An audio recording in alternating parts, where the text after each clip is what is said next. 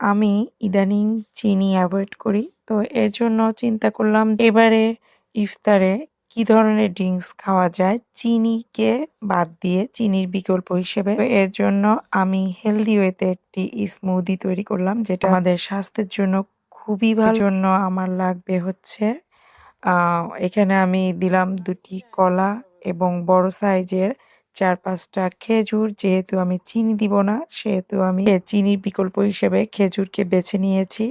তারপরে দিয়েছি বাদাম পেস্ট এবং ৪-৫টা স্ট্রবেরি, আর দিয়েছি টক দই। তার সাথে দিয়েছি পরিমাণ মতো পানি আর সামান্য পরিমাণে একটু লবণ। বাস আমি ব্লেন্ড করে নিলাম, আর হয়ে গেল হেলদি ওয়েতে হেলদি স্মুদি। ও ভালো কথা, আমি যেহেতু শীতপ্রধান দেশে থাকি এজন্য আমি এখানে কোনো ধরনের আইস দেইনি। তো আপনাদের প্রয়োজন মনে করলে আইস অবশ্যই দিবেন, স্বাদটা দ্বিগুণ হয়ে যাবে।